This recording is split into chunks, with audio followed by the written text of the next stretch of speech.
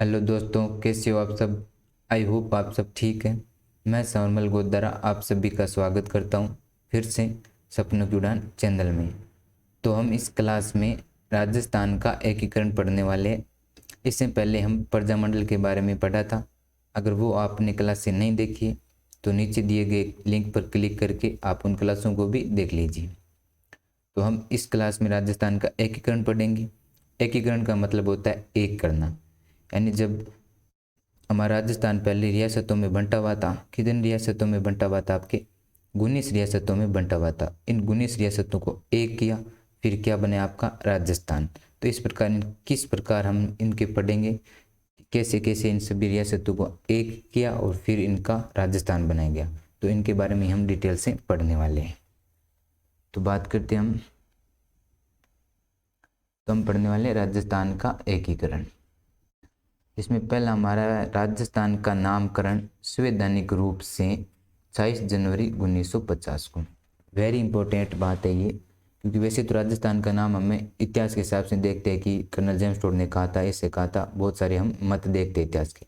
लेकिन अगर हमसे ये पूछा जाए कि संवैधानिक रूप से, यानी संविधान ने राजस्थान को कब दर्जा दिया था राजस्थान राज्य को, तो आपका 26 जनवरी 1950 को राजस्थान का दर्जा दिया गया था। संवैधानिक रूप से अगर हमें पूछा जाए कि राजस्थान का संवैधानिक रूप से नाम कब पड़ा, तो 26 जनवरी 1950।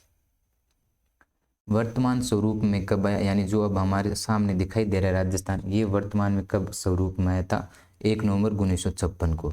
यानी हमारा राजस्थान एकीकरण कब पूर्ण होगा? 1 नवंबर 1956 को। इन 19 रियासतों को मिलाएंगे तब जाके एक राजस्थान बनेगा और 1 नवंबर 1956 तक बन जाएगा। वैसे अब तो 50 जिले और बन गए, लेकिन हमें उसी एग्जाम में पूछे जाएंगे पुराने वाले। अब नए वाले कुछ भी नहीं पूछा जाएगा एग्जाम में। तो वर्तमान स्वरूप कब तक आ गया था? 1 नवंबर 1956 में।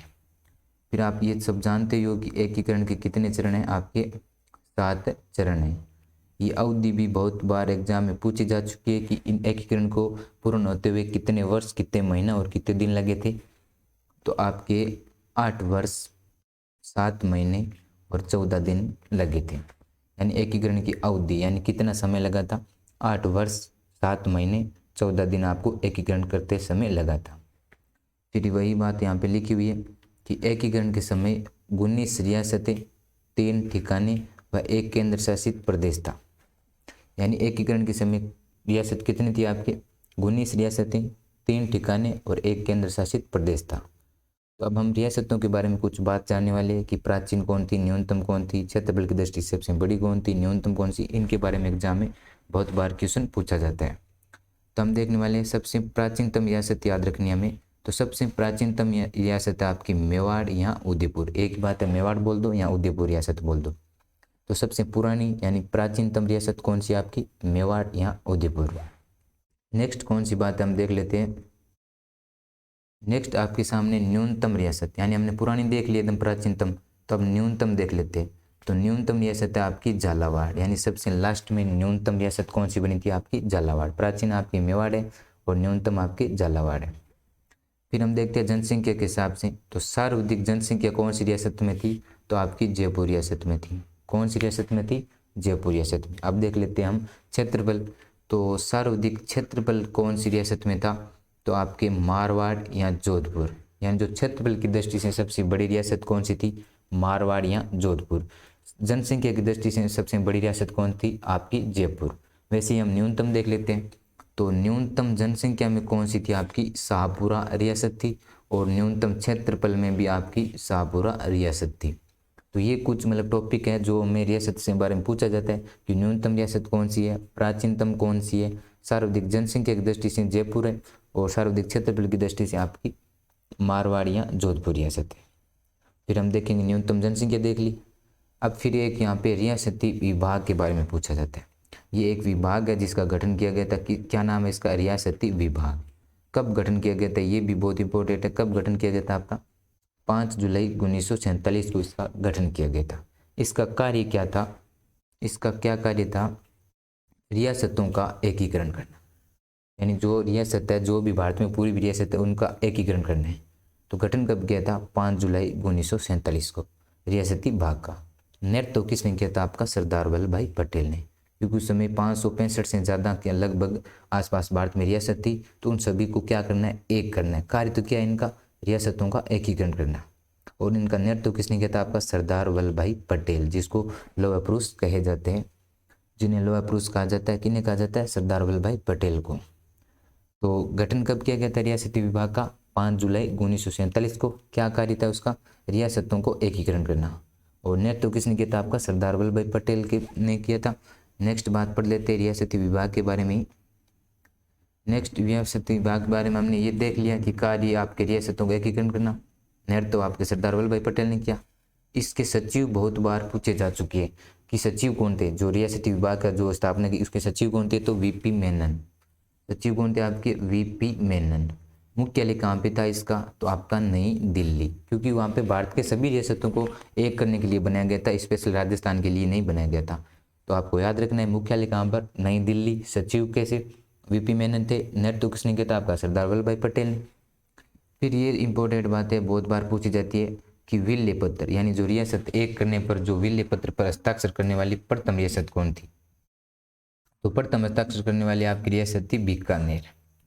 और विल्य पत्र पर हस्ताक्षर करने वाली अंतिम रियासत कौन थी, राजस्थान की धौलपुर। तो ये भी बहुत इंपॉर्टेंट क्वेश्चन है दोनों ही आपके, कि विल्य पत्र पर हस्ताक्षर करने वाली प्रथम रियासत कौन सी थी, बीकानेर। और विल्य पत्र पर हस्ताक्षर करने वाली अंतिम रियासत कौन सी थी आपकी, तो धौलपुर।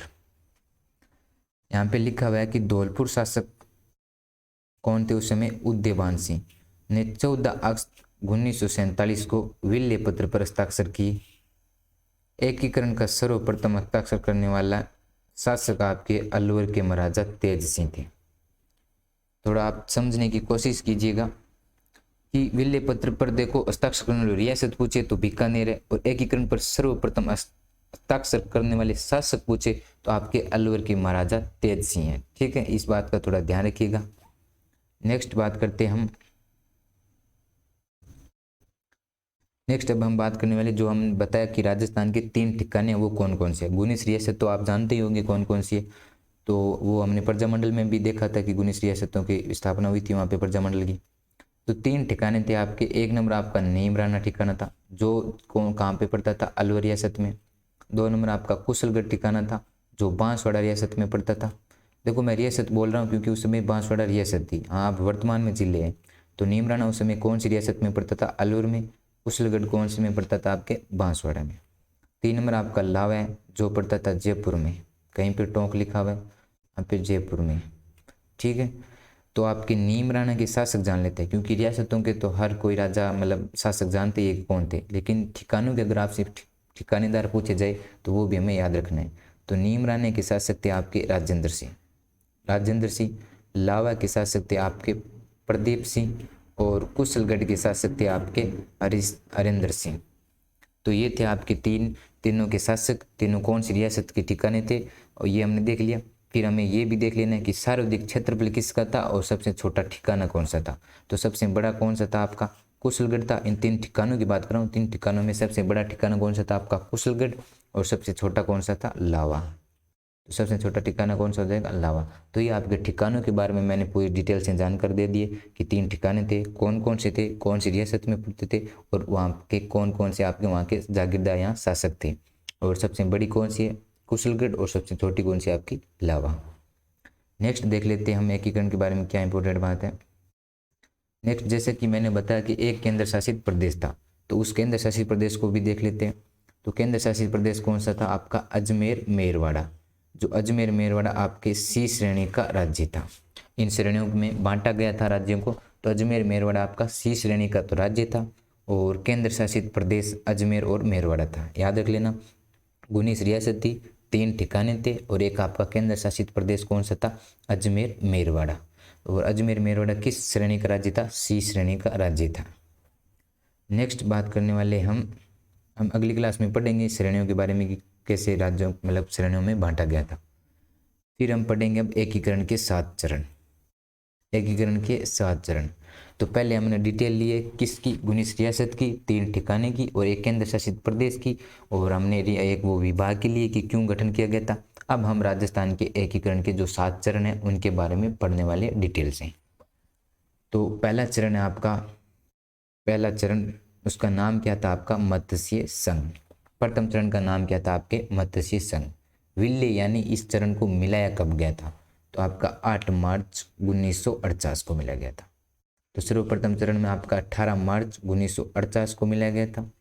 4 रियासत व एक ठिकाने का विलय किया गया था। ये सबसे इंपॉर्टेंट बात है एकीकरण की, कि एकीकरण के प्रथम चरण में कितनी रियासत और कितने ठिकाने का विलय किया गया था, तो आपकी 4 रियासत और एक ठिकाने का विलय किया गया था। देखो कई क्या इन एकीकरण की भी ट्रिक बताते हैं। तो देखो हमारा राजस्थान का एकीकरण याद करने के लिए हमें ट्रिक की जरूरत पड़ रही है, तो फिर हम क्या पढ़ाई कर रहे हैं। इनको तो हम देखो ऐसे याद करना है कि पूरी लाइफ ना भूले। तो आपका प्रथम चरण देखो नाम से पता चल रहा है मत्स्य संघ, और मत्स्य अगर क्षेत्र जानते हो तो इन 3 रियासत 4 रियासत को आपको याद करने में कोई प्रॉब्लम नहीं आने वाली, क्योंकि मत्स्य क्षेत्र बोला ही किसी ने किया जाता है। अलवर भरतपुर धौलपुर करौली वाले क्षेत्र को क्या बोला जाता है, मत्स्य, और इसके नाम पर तो इसका प्रथम चरण का नाम रखा गया है मत्स्य संघ। कब किया गया था आपका 18 मार्च 1948 को विलय किया गया था, क्योंकि देखो 1947 तक तो उस रियासती विभाग का गठन हो रहा है 5 जुलाई। नेक्स्ट आगे कार्य स्टार्ट किया तो 18 मार्च 1948 से स्टार्ट किया। 4 रियासत और एक ठिकाने का क्या किया गया था, विलय किया गया था। तब देखो रियासत याद करने में कोई दिक्कत नहीं होनी चाहिए। आपको याद रखना है कि प्रथम चरण मत्स्य संघ, और मत्स्य संघ से आपको याद रखना है मत्स्य क्षेत्र, जो आगे हम ज्योग्राफी में पढ़ने वाले हैं। तो मत्स्य क्षेत्र में कौन कौन से आपकी रियासत आती थी, अलवर भरतपुर धौलपुर करौली। तो इन 4 रियासतों को आपको कोई ट्रिक नहीं बनानी है इस प्रकार की बदलाव और ऐसे कोई ट्रिक नहीं बनानी है। आपको याद रखना है कि मत्स्य क्षेत्र में कौन से क्षेत्र आते हैं, अलवर भरतपुर धौलपुर और करौली।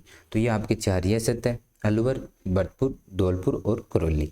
तो इन 4 रियासतों को नहीं याद रखना आपको। नेक्स्ट बात करते हैं हम, ठिकाना कौन सा था आपका, नीमराना। जो इसमें एक ठिकाना मिला गया था वो ठिकाना कौन सा था आपका, नीमराना। फिर हम देखते हैं कि इनमें राजधानी किसको बनाई थी, राजधानी बनाई थी इन 4 रियासतों में से अलवर। राजधानी किसको बनाई, अलवर को। क्यों अलवर को क्यों बनाई, क्योंकि मुख्य अलवर को मत्स्य क्षेत्र के नाम से जाना जाता है, तो इसको राजधानी बना दिया आपके अलवर को। फिर यहाँ पे आपको बनाना राज प्रमुख, तो राज प्रमुख को बना दिया आपके उदयभान सिंह धौलपुर को। उपराज प्रमुख बना दिया आपको गणेश पाल देव करौली से। और आपके तो आप देखो एक एक आपको चीज बांटे जा रही है कि राज प्रमुख कहाँ से बना दिया आपके धौलपुर से, करौली से आपका उपराज प्रमुख बना दिया। अलवर अगर राजधानी बना दी तो अलवर के शासक को कुछ नहीं बना जाएगा। प्रधानमंत्री आपके शोभाराम कुंभावत को ले लिया अलवर प्रजामंडल के नेता।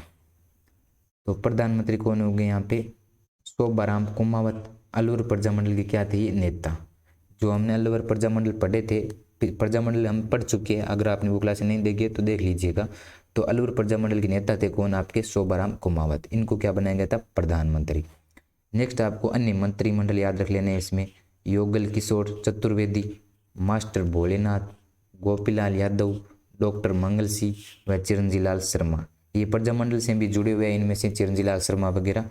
तो ये इनके मंत्री भी आपको याद रखने हैं, क्योंकि कई बार एग्जाम में इनके बारे में यही क्वेश्चन पूछा जाता है कि प्रथम चरण से जुड़े हुए व्यक्ति नहीं है। तो इसमें ऑप्शन में यही मिलते हैं आपको, चतुर्वेदी, मास्टर भोलेनाथ, गोपीलाल यादव, डॉक्टर मंगल सिंह।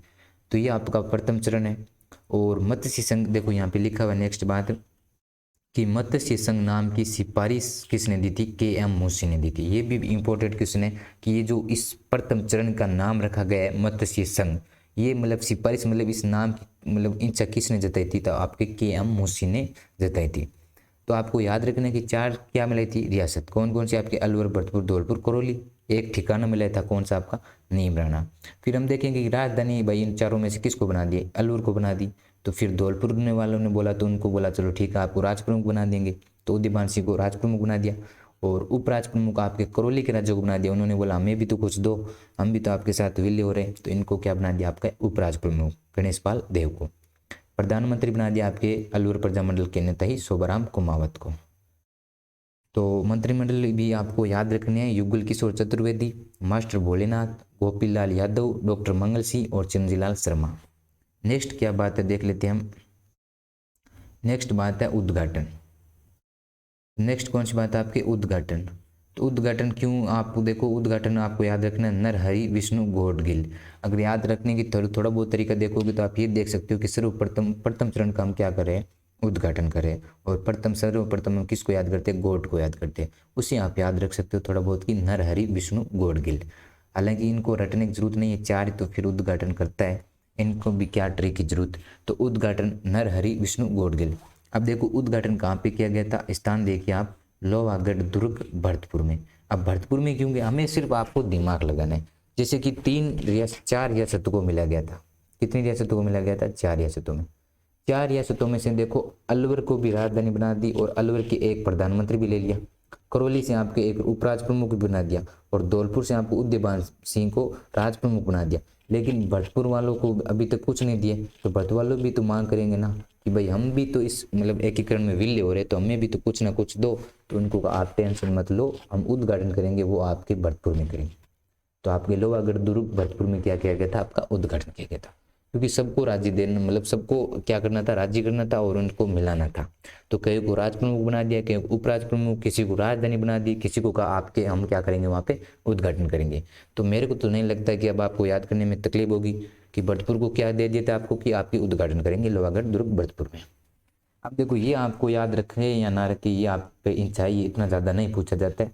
औसत आर्थिक आय 184 लाख रुपये, जनसंख्या 18,37,994, मतलब इन चारों रियासतों को मिलाई तो जनसंख्या कितनी हुई थी, 18,37,994। और इन क्षेत्रफल कितना हो गया था इनका, मतलब प्रथम चरण में क्षेत्रफल हो गया था राजस्थान का 12,000 वर्ग किलोमीटर। क्योंकि अब तो राजस्थान का जो हम क्षेत्रफल पढ़ते हैं वो तो सभी 7 चरणों का मिला के हुआ है, तो ये ज़्यादा इम्पोर्टेंट नहीं है, अगर आपसे याद हो तो आप याद कर लेना। तो हमने ये प्रथम चरण की बात कर ली है। नेक्स्ट बात करते हैं हम, नेक्स्ट आपके सामने द्वितीय चरण। तो राजस्थान संघ पूर्वी राजस्थान, द्वितीय चरण का क्या नाम रखा है आपका, राजस्थान संघ भी बोला जाता है या इसको पूर्वी राजस्थान भी बोला जाता है, दोनों नाम आपके क्या है, राइट है, राजस्थान संघ एवं पूर्वी राजस्थान। तो विलय मतलब इन्होंने मतलब कब एक किया था, तो जस्ट उसके 25 मार्च 1948 को। आप उसकी डेट देखिए, उसकी डेट देखिए आप, विलय कब हुआ था, 18 मार्च 1949 को। और ये आपको देख लिए जस्ट 7 दिन बाद हो रहे हैं। तो आप डेट को याद रखने के लिए भी ये इस्तेमाल कीजिए कि 7 दिन बाद क्या कर दिया था दूसरा चरण, 1949 में 25 मार्च को ही 1948 को।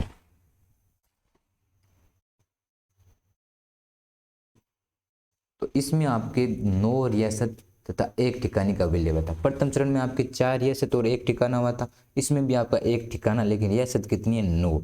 इसलिए तो देखो पूर्वी राजस्थान बोला गया, या राजस्थान संघ पूर्वी राजस्थान मतलब इस प्रकार पूर्वी।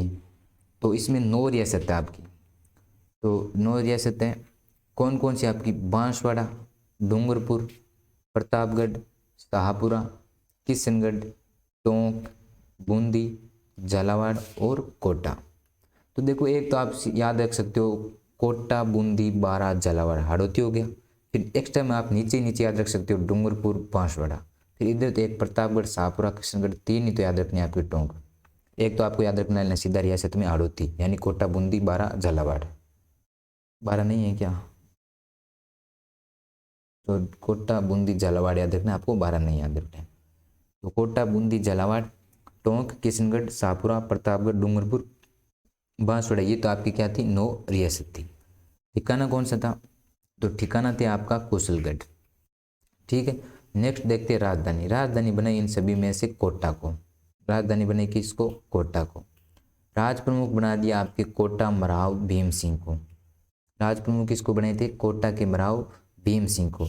वरिष्ठ उपराज प्रमुख किसको बनाए थे आपके, बूंदी मराव बहादुर सिंह को। तो ये द्वितीय चरण आपका 7 दिन बाद, पहला आपके 18 मार्च 1948 को, उसके 7 दिन बाद 25 मार्च 1948 को। 9 रियासत तथा 1 ठिकाने का विलय। रियासतें बांसवाड़ा, डूंगरपुर, प्रतापगढ़, शाहपुरा, किशनगढ़, टोंक, बूंदी, झालावाड़ व कोटा। तो 1-2 बार आप याद करोगे तो याद हो जाएगी आपकी। थोड़ा दिमाग लगाना, नक्शा देखिए कि नीचे डूंगरपुर, बांसवाड़ा ले लिया, इधर आपके हाड़ौती वाला ले लिया, इसे आपको याद जल्दी हो जाएंगे। नेक्स्ट यहाँ पे बनाया था आपके कनिष्ठ उपराज प्रमुख, वरिष्ठ बनाए, कनिष्ठ बनाए, क्योंकि अब सभी को देना ना, 9 रियासत मिल गई है, तो ये ज़्यादा इनका कोई महत्व नहीं था, बस इनको हर रियासत के शासक को मतलब खुशी देने के लिए उनको कुछ कैसे भी कैसे करके उनको मिलाना है ना, इसलिए उनको कुछ ना कुछ पद दे के क्या किया जा रहा है, मिला रहा है। बाकी इनका कोई महत्व नहीं है, कनिष्ठ उपराज प्रमुख, राज प्रमुख, वरिष्ठ राज प्रमुख, आगे तो और भी ज़्यादा बना लिया जाएगा, देखते जाओ आप। तो कनिष्ठ उपराज प्रमुख किसको बना लिया आपके डूंगरपुर महाराव लक्ष्मण सिंह को। प्रधानमंत्री बना दिया आपके शाहपुरा से गोकुल भाव आसावा से। उद्घाटन आपके किसने किया था आपका नरहरि, फिर भी आपने 2 नंबर भी गौड़गिल ने ही किया था, कोटा दुर्ग में किया गया था। उद्घाटन किसने किया था आपका नरहरि विष्णु गौड़गिल ने, कोटा दुर्ग में ही किया गया था। तो ये आपको याद रख लेना कि प्रधानमंत्री गोकुल आसावा शाहपुरा, कनिष्ठ उपराज प्रमुख डूंगरपुर महाराव लक्ष्मण सिंह। फिर यहाँ पे बांसवाड़ा के जो शासक है, क्योंकि बांसवाड़ा रियासत मिल रही है साथ में, तो बांसवाड़ा के शासक चंद्रवीर सिंह ने एकीकरण विलय पत्र पर हस्ताक्षर करते समय कहा था कि मैं अपने डेथ वारंट पर हस्ताक्षर कर रहा हूँ। ये आपको कई बार एग्जाम में पूछा जा चुका है कि कौन सी रियासत के शासक ने ये कहा था कि मैं अपने डेथ वारंट पर हस्ताक्षर कर रहा हूँ। तो आपको याद रख लेना है कि बांसवाड़ा के शासक चंद्रवीर सिंह ने, क्योंकि उनको ऐसा एहसास हो रहा था कि आज तक मैं मेरा अपनी रियासत का राजा था, मेरी आज़ादी थी, अब पता नहीं मेरी रियासत कहाँ पे मिल रही है, कैसा होगा। तो उसको ऐसा लग रहा था कि जैसे मेरी रियासत की क्या हो रही है, डेथ हो रही है, तो मैं अपने डेथ वारंट पर हस्ताक्षर कर रहा हूँ। ये कमिटमेंट किसका है, तो आपके बांसवाड़ा के शासक चंद्रवीर सिंह का है। तो ये नेक्स्ट वापस वही बात है कि आपकी वार्षिक आय 2.6 करोड़, कुल क्षेत्रफल कितना आपका 16,800 वर्ग किलोमीटर। तो ये ज़्यादा कोई याद नहीं रखना आपको, अब 2-3 मिल गए। नेक्स्ट आपका तृतीय चरण, अब इसको संयुक्त राजस्थान नाम है इसका। तृतीय चरण का क्या नाम है आपका संयुक्त राजस्थान। अब इसका संयुक्त राजस्थान क्यों रखा गया नाम, तो देखिए अब दोनों को क्या करेंगे, मिक्स करेंगे साथ में संयुक्त। तो विलय देखिए आपका 18 अप्रैल 1948 को, जस्ट यानी पहले वाले के 1 महीने बाद 1948, महीना एक ही ज़्यादा हुआ आपका, पहले 18 मार्च 1949 था, अब आपका 18 अप्रैल 1949 आ गया। इसमें क्या गया था आपका पूर्वी राजस्थान प्लस उदयपुर, यानी अब इस एक में आपको मेवाड़ एक ही मिलाया जा रहा है। उदयपुर बोले तो मेवाड़ रियासत, पूर्वी राजस्थान मतलब पूर्वी राजस्थान तो बनी गई थी वो 9 रियासत मिलके। अब जैसे कि मैं आपको समझाऊं, यहाँ पे हमने देखा दूसरे चरण में पूर्वी राजस्थान बन गया था, तो अब दूसरे चरण को और प्लस तीसरे चरण में क्या मिला जा रहा है आपकी एक रियासत, वो कौन सी आपकी मेवाड़। अभी आपके प्रथम चरण शेष है, अभी इन दोनों को मिलाया जा रहा है, इन दोनों को क्या किया जा रहा है, मिला रहा है। प्रथम चरण अभी आपका शेष एक अलग ही पड़े आपका, ठीक है। तो अब 2 को मिलाया जा रहा है, तो 2 को हमने 2 नंबर द्वितीय चरण को क्या देखा था कि पूर्वी राजस्थान बोलने लगे थे, जिसमें 9 रियासत और एक ठिकाना था। तो अब से उसके साथ क्या मिला दिया गया आपको उदयपुर यानी मेवाड़ रियासत। तो अब तो राजधानी किसको बनाएंगे, मेवाड़ को ही बनाएंगे, क्योंकि मेवाड़ एक बड़ी रियासत थी और उनके सामने किसकी औकात की, उनके सामने राजधानी और को बना दी। तो राजधानी किसको बनाई आपके उदयपुर को। अब राज प्रमुख तो आपके महाराणा ही बनने वाले, मेवाड़ वाले, उन बूंदी वाले कोटा वाले को थोड़ी ना बनेंगे। तो राज प्रमुख बने आपके महाराणा भूपाल सिंह, जो मेवाड़ के राजा थे एकीकरण के समय, ठीक है। फिर वरिष्ठ उपराज प्रमुख बने आपके महाराव भीम सिंह को, कोटा वाले को, और कनिष्ठ उपराज प्रमुख बने आपके महाराव बहादुर सिंह बूंदी के, और महाराव लक्ष्मण सिंह आपके डूंगरपुर के। इन दोनों को आपके कनिष्ठ उपराज प्रमुख बने थे, क्योंकि अब दोनों को देना पड़ा एक ही पद। कनिष्ठ उपराज प्रमुख महाराव बहादुर सिंह बूंदी के और महाराव लक्ष्मण सिंह डूंगरपुर के। अब प्रधानमंत्री तो आपके माणिक्यलाल वर्मा ही बनेंगे मेवाड़ वाले। तो प्रधानमंत्री कौन थे आपके, माणिक्यलाल वर्मा। कब पछड़ा गाने लगे कोई ना कोई, तो माणिक्यलाल वर्मा को भी तो कुछ ना कुछ दो। पहले आपके किसान आंदोलन में, फिर प्रजा मंडल में, अब एकीकरण के समय तो इनको कुछ ना कुछ पद देना ही चाहिए। तो इनको क्या, चलो ठीक है भाई, आपको प्रधानमंत्री बनाया जाता है इस तृतीय चरण का। माणिक्यलाल वर्मा को मेवाड़ का प्रधानमंत्री बना दिया गया था। तो अब राज प्रमुख याद रखने की मुझे तो लगता नहीं है आपको मतलब ऐसी होगी, क्योंकि तृतीय चरण में किसको मिलाया जा रहा है, मेवाड़। कितना मतलब बड़ा उसका इतिहास है, 1300 से ज़्यादा वर्ष तक इनका इतिहास है, तो इनको तो राज प्रमुख बनाना ही है। फिर वरिष्ठ राज प्रमुख जो पहले वाला था उनको भी बनाएंगे, भीमराव सिंह कोटा, महाराव बहादुर सिंह बूंदी। नेक्स्ट बात करते हैं हम, नेक्स्ट यहाँ पे प्रधानमंत्री हम देख चुके हैं कि माणिक्यलाल वर्मा को मेवाड़ उद्घाटन किया गया था किसके द्वारा, आपके जवाहरलाल नेहरू द्वारा। उद्घाटन किसके द्वारा किया गया था, आपके जवाहरलाल नेहरू द्वारा किया गया था। 2 नंबर आप दोनों, उनका तो गौड़गिल ने किया था, यहाँ पे उद्घाटन जवाहरलाल नेहरू। स्थान आपका उदयपुर होना ही है, क्योंकि अब ठरका सब मेवाड़ वालों का चल रहा है, जो वो कहेंगे वही करना पड़ेगा। तो स्थान आपका उदयपुर। फिर यहाँ पे लिखा हुआ है कि माणिक्यलाल वर्मा ने कहा था कि महाराणा भूपाल सिंह एवं उनका दीवान मेवाड़ के 20 लाख लोगों के भाग्य का निर्धारण अकेले नहीं कर सकते हैं। ये कोई उनका कमिटमेंट था माणिक्यलाल वर्मा का कि महाराणा भूपाल सिंह एवं उनका दीवान जो मेवाड़ के दीवान थे वो 20 लाख लोगों का भाग्य निर्धारण अकेले नहीं कर सकते। इस प्रकार का उनका क्या था, कमिटमेंट था। फिर आपकी औसत वार्षिक आय 3.16 करोड़, कुल क्षेत्रफल आपका 29,000, ये आपको ज़्यादा याद नहीं रखना है। कुल संख्या ये कभी नहीं पूछा गया आज तक एग्जाम में, 42,60,918। यहाँ पे ये इंपॉर्टेंट है, मंत्रिमंडल कौन थे आपके तृतीय चरण में, तो मोहनलाल सुखाड़िया, ये आगे देखो आपके चुनाव भी लड़ेंगे, फिर मंत्री भी बनेंगे, मुख्यमंत्री बनेंगे आगे जैसे राजस्थान बनेंगे।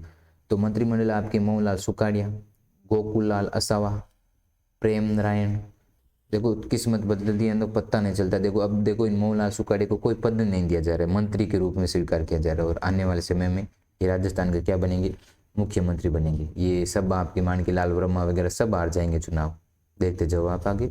तो भूरेलाल भैया, भोगीलाल पांड्या जो वागड़ के गांधी है, क्योंकि अब तो डूंगरपुर साथ में मिल गए ना, अभी नारी, ये सभी के सभी प्रजामंडल वाले ही व्यक्ति है वापस। ब्रज सुंदर शर्मा, अगर आपने प्रजामंडल को सही ढंग से पढ़ा है तो इन व्यक्तियों को नाम अब आपको ऐसा नहीं लग रहा होगा कि ये नए बंदे आ रहे हैं। मोहनलाल सुखाड़िया एक आपको अलग से दिखाई दे रहा होगा, गोकुल असावा, प्रेम नारायण, भूरेलाल भैया, भोगीलाल पांड्या, अभी नारी, इन सभी के नाम आप प्रजामंडल में पढ़ चुके हो। नेक्स्ट देखते हैं हम, नेक्स्ट आपका चतुर्थ चरण, इसको बोला जाता है वर्त राजस्थान। चतुर्थ चरण आपका वर्त राजस्थान, विलय 30 मार्च 1949। 30 मार्च 1949 को किया गया था। रियासत आपकी जयपुर, जोधपुर, जैसलमेर व बीकानेर, 4 रियासत वापस मिले गई। रियासत कौन सी थी आपकी, जयपुर, जोधपुर, जैसलमेर और बीकानेर। अब वर्त राजस्थान क्यों कहा जाता है, देखो यहाँ पे बहुत बड़ी बड़ी रियासत मिलाई जा रही है। हाँ, जयपुर थोड़ी क्षेत्रफल में छोटी थी, हालांकि जोधपुर, जैसलमेर और बीकानेर क्षेत्रफल की दृष्टि से बहुत ही बड़ी थी, तो इसलिए इनको बोला जाता है वर्त राजस्थान। यानी सबसे ज्यादा जो क्षेत्रफल था वो 3-4 रियासतों का था, उनको अब मिलाया जा रहा है। और इसमें साथ में ठिकाना कौन से था आपका, लावा। तो आपको पहले चरण में एक ठिकाना याद रखना, दूसरे में याद रखना, तीसरे में कोई ठिकाना नहीं मिला गया था क्योंकि 2 चरणों को मिलाया गया था, एक चरण के साथ एक रियासत। तीसरे में आपको एक फिर से ठिकाना याद रखना और आपको 4 रियासत याद रखनी है। लिखा हुआ है संयुक्त राजस्थान में जयपुर, जोधपुर, जैसलमेर व बीकानेर रियासतों और लावा ठिकाने का विलय किया गया था, ये तो ऊपर लिखा ही हुआ है। राजधानी बनाई गई थी अब जयपुर को। अब आप सोच रहे होंगे क्यों मेवाड़ वालों को अब क्या होगा, वो थोड़ा बहुत इनके बीच में झगड़ा हुआ होगा, हुआ भी था, हुआ क्या था, लेकिन फिर राजधानी आपको जयपुर को ही बनाई गई थी क्योंकि जयपुर में ज्यादा सुविधा थी। वो हम आगे देखने वाले, झगड़ा का क्या मतलब सोल्यूशन किया गया था वो भी देखेंगे। तो चतुर्थ चरण में हमें याद रखना है महाराज प्रमुख। ये देखो मेवाड़ वालों के लिए विशेष तौर से इस पद का क्या किया गया था, गठन किया गया था, क्योंकि महाराणा भूपाल सिंह ने बोला कि आज तक हम किसी के नीचे नहीं रहे और हम, आप बोल रहे हो मतलब हम जयपुर वालों के नीचे रहेंगे, वो राज प्रमुख होंगे और हम नीचे वाले होंगे ना, हम तो नहीं होंगे। तो इनके लिए स्पेशल बनाया गया था महाराज प्रमुख, क्योंकि कि आप इनसे भी ऊपर हो, ये तो राज प्रमुख है, आप महाराज प्रमुख हो। तो महाराणा भूपाल सिंह को बनाया गया था मेवाड़ के, और राज प्रमुख बनाए थे आपके स्वाभिमान सिंह दीत्य, तो जयपुर के राजा थे। तो देखो ये भी देखो खुश करने के लिए बनाया जा रहा है, महाराज प्रमुख बना दिया। अब इस पद का कोई महत्व नहीं है, लेकिन क्योंकि मेवाड़ वालों ने बोला कि हम जयपुर वालों के नीचे कतई नहीं रह सकते, कतई नहीं रह सकते, ये हमें बिल्कुल मंजूर नहीं है, तो उनके लिए विशेष तौर से एक प्रमुख मतलब पद सृजित किया गया, कौन सा, महाराज प्रमुख। ये भी आपसे पूछा जा सकता है कि किसके लिए मतलब ये महाराज प्रमुख पद का सृजित किया गया था, तो मेवाड़ रियासत के राज शासक आपके महाराणा भूपाल सिंह के लिए। फिर आपके वरिष्ठ उपराज प्रमुख तो हो गए मराव भीम सिंह। अब देखो इनको नीचे नीचे ले जाया जा रहा है क्योंकि अब ऊपर वाले आ रहे हैं ना, इनको तो नीचे जाना ही पड़ेगा। और महाराजा हनुमत सिंह जोधपुर, इन दोनों को क्या बना दिएगा अब, वरिष्ठ उपराज प्रमुख। मराव भीम सिंह, क्योंकि अब जोधपुर के साथ में रियासत मिल रही है, उनके राजा कौन थे अंतिम, हनुमत सिंह, तो इनको तो आपको बनाना ही पड़ेगा उपराज प्रमुख। फिर कनिष्ठ उपराज प्रमुख बना दिए इन दो को। कनिष्ठ उपराज प्रमुख बना दिया आपके मराव बहादुर सिंह, बूंदी के राजा थे, और मराव लक्ष्मण सिंह डूंगरपुर के राजा थे। इन दोनों को क्या बना दिया आपके कनिष्ठ उपराज प्रमुख। मराव बहादुर सिंह कहाँ के राजा थे, बूंदी के, और मराव लक्ष्मण सिंह कहाँ के थे, आपके डूंगरपुर के। प्रधानमंत्री बनाया गया था हीरालाल शास्त्री को, अब माणिक्यलाल वर्मा को नहीं बनाया गया था। इस चरण में आपके हीरालाल शास्त्री आगे जयपुर वाले, तो प्रधानमंत्री अब बने आपके हीरालाल शास्त्री जयपुर वाले। ठीक है, तो मुझे तो नहीं लगता कोई समस्या है। उसमें आपके मेन रियासत कौन सी थी, आपकी मेवाड़, तो मेवाड़ के मेन बंदे ही कौन थे, माणिक्यलाल वर्मा, तो प्रधानमंत्री वो बन गए। लेकिन अब खास तौर से कौन सी रियासत मिल रही है, जयपुर, तब जयपुर का खास बंदा कौन, हीरालाल शास्त्री, तो वो प्रधानमंत्री बन गया। और इनको आगे से आगे की नीचे नीचे लिए जा रहे पद को। नेक्स्ट है आपके सामने बात कौन सी, उद्घाटन। उद्घाटन अब स्वयं सरदार वल्लभ भाई पटेल है, क्योंकि अब तो ज़्यादा कर राजस्थान मतलब मिल ही गया, अब शेष रह क्या गया, ये दो रियासत रही कोई, तो अब उद्घाटन करने स्वयं सरदार वल्लभ भाई पटेल आए थे। तो आपको पूछा जा चुका है और पूछा भी जा सकता है कि कौन से चरण में सरदार वल्लभ भाई पटेल स्वयं उद्घाटन करने आए थे, तो सरदार वल्लभ भाई पटेल आए थे आपके चतुर्थ चरण में, क्योंकि इसलिए तो हम राजस्थान दिवस भी मनाते हैं। हम देखते हैं स्थान कौन सा था आपका, जयपुर में। पी सत्यनारायण राव समिति के अनुसार निम्नलिखित विभागों का आवंटन किया गया था।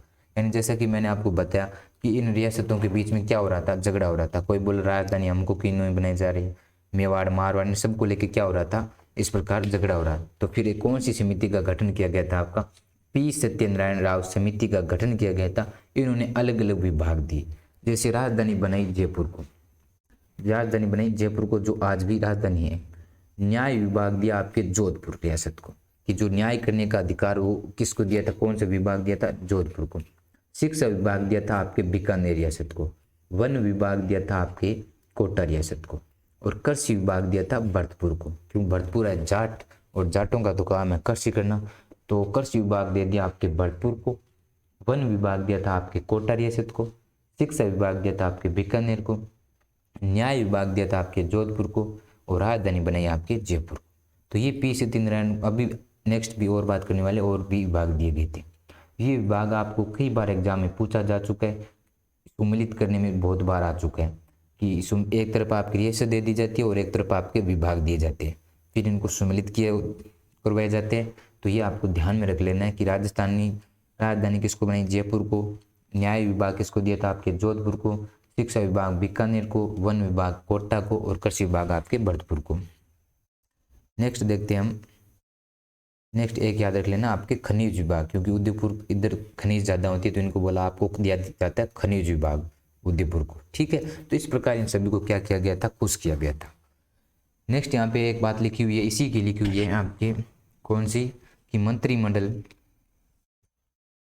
इसमें मंत्रिमंडल कौन से थे आपके चौथे चरण जयपुर में मिली, उसमें तो नरसिंह कछवा, फूलचंद बापना, हनुमत सिंह, भूरेलाल भैया, रघुदयाल गोयल, ये प्रजामंडल में भी आ चुके हैं। वेदपाल त्यागी, प्रेम नारायण माथुर, सिद्धराज ठड्डा, ये आपके चतुर्थ चरण के क्या थे, मंत्रिमंडल थे। नरसिंह कछवा, फूलचंद बापना, हनुमत सिंह, भूरेलाल भैया, रघुदयाल गोयल, वेदपाल त्यागी, प्रेम नारायण माथुर और सिद्धराज ठड्डा।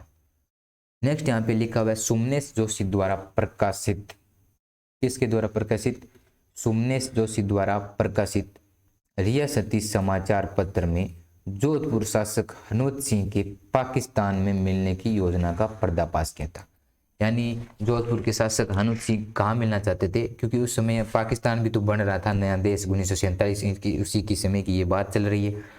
तो रियासती समाचार पत्र में जोधपुर के शासक हनुमत सिंह को पाकिस्तान में मिलने की योजना का पर्दाफाश किसने किया था, तो आपके सुमनेश जोशी द्वारा प्रकाशित रियासती समाचार पत्र।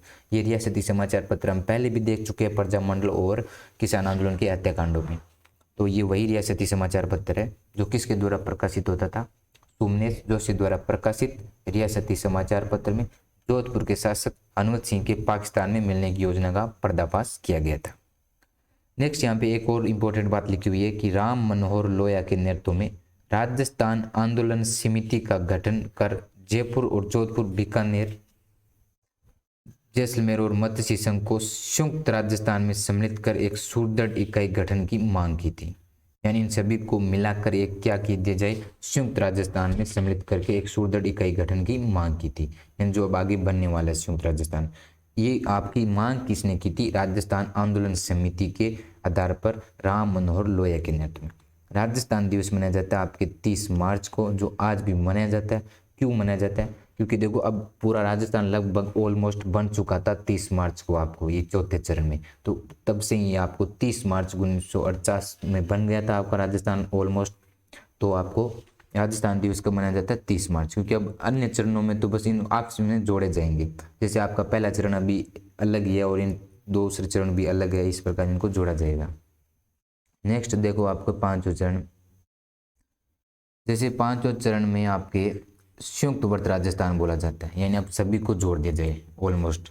तो विलय हुआ था आपके सभी का 15 मई 1949, जिसमें आपको जोड़ा जाता है वर्त राजस्थान प्लस मत्स्य संघ। यानी आपका ये 3 चरणों में ये बना था वर्त राजस्थान, पहला चरण भी इसमें साथ में जोड़ा जा रहा है अब।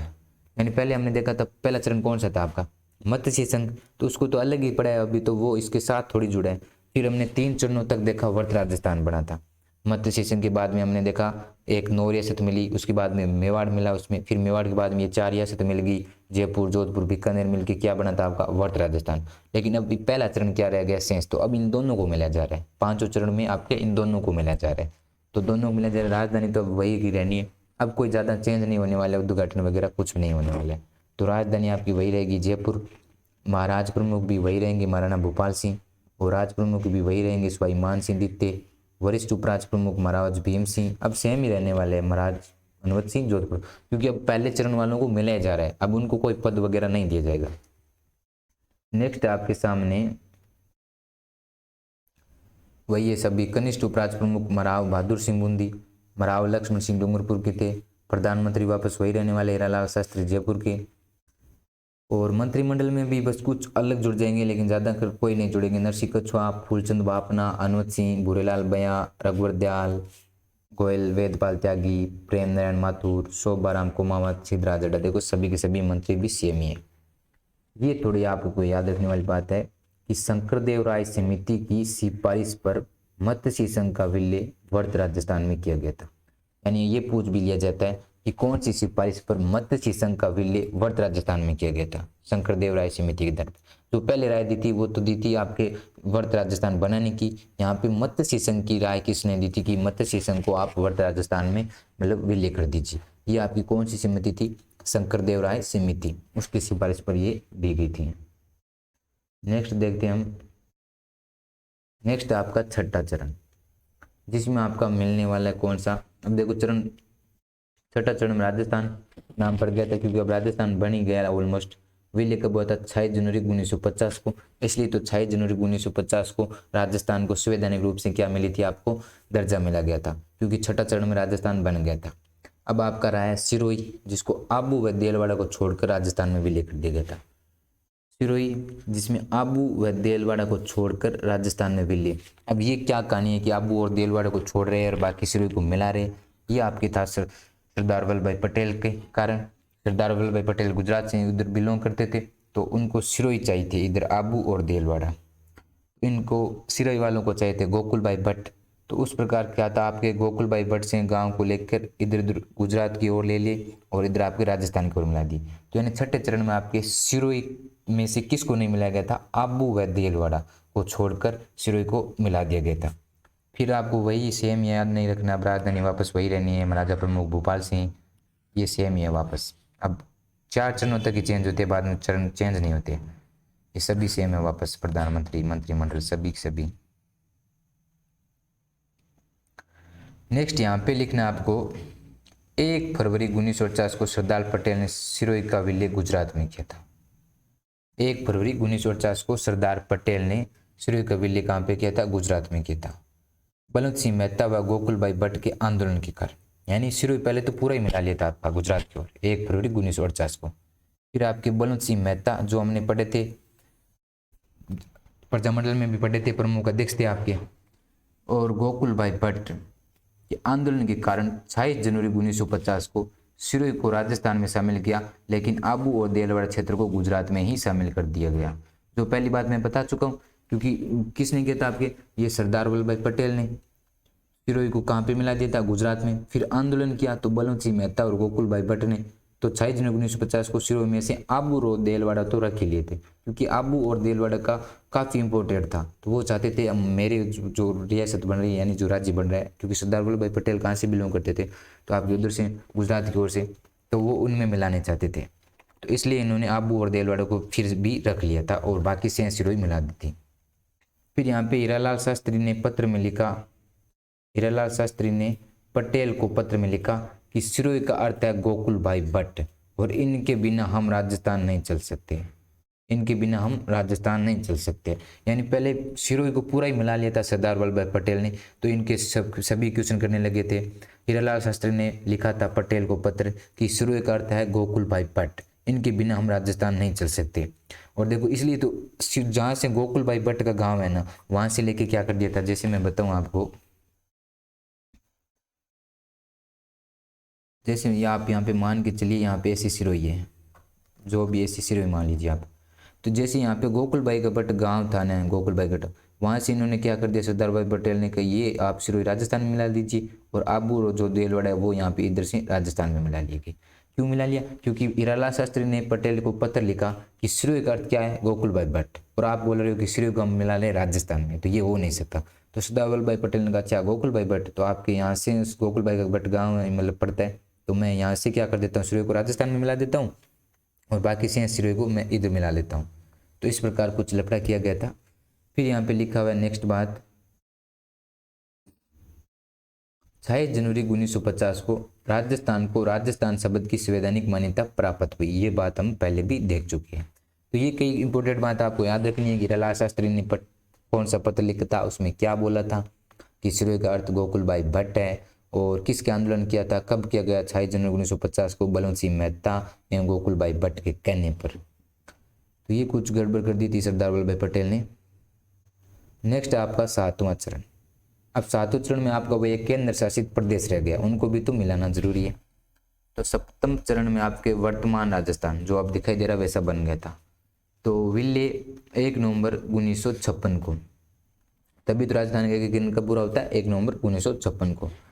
राज्य पुनर्गठन आयोग की सिफारिश पर अजमेर, मेरवाड़ा, माउंट आबू, देलवाड़ा का राजस्थान में विलय। एक तो आपका केंद्र शासित प्रदेश, और दो जो आपके सरदार वल्लभ भाई पटेल ने नहीं मिलाए थे, कौन से, माउंट आबू और देलवाड़ा, कि इन सभी को क्या मिलाया जाए, राजस्थान में मिलाया जाए।